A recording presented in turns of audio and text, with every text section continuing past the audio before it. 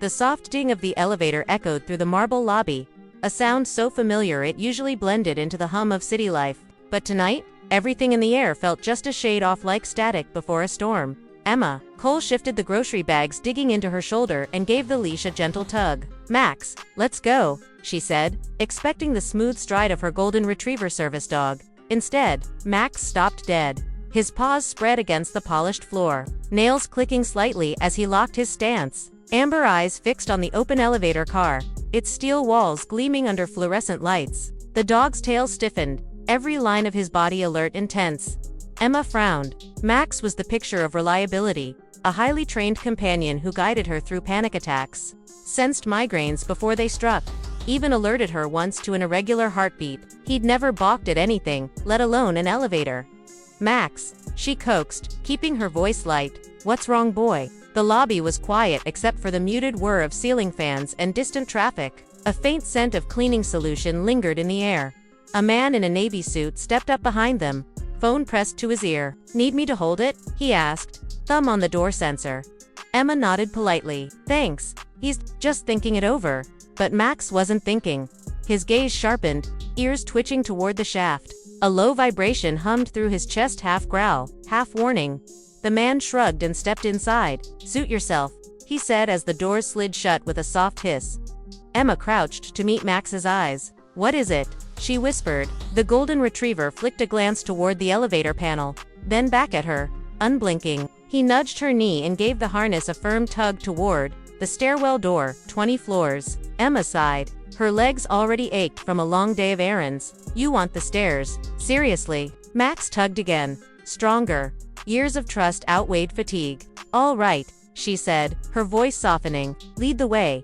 The stairwell greeted them with a chill of concrete and echoes. Fluorescent bulbs buzzed overhead, casting a pale wash over steel railings. Their footsteps clanged in rhythm, Emma's careful tread and Max's steady padding.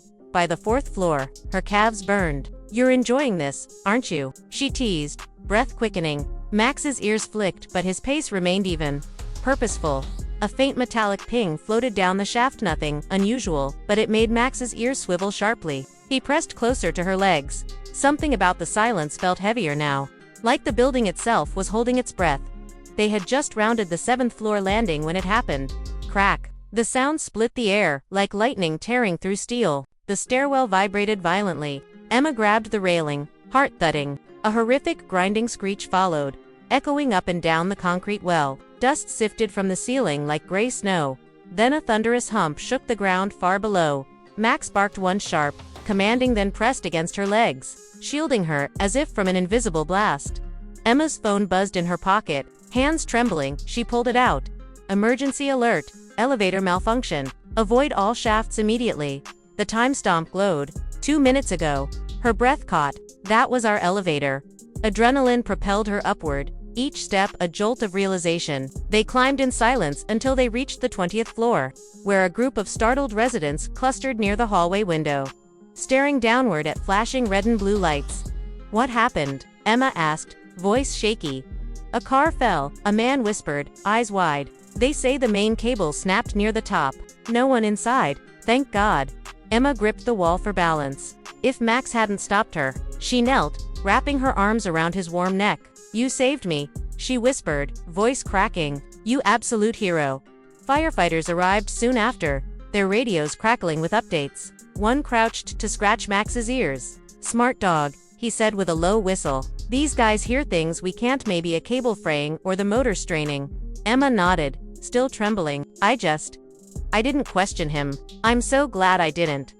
That night their apartment was a haven of soft lamplight and city sparkle. The adrenaline had faded, leaving a deep, grateful quiet. Emma sat on the couch, with Max's head heavy on her lap, his breathing steady and calm. Her father's words echoed from childhood. "Trust the dog. He'll never lie to you." Tonight, those words had never felt truer.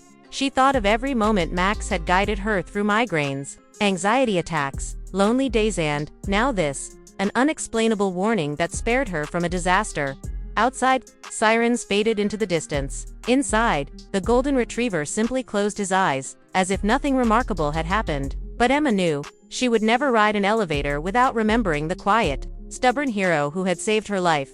If Max's instinct and loyalty inspired you, share this story with someone who loves animals. And consider supporting local service dog training programs. Sometimes the best safety system isn't man-made, it's a faithful companion who listens to dangers we can't even hear.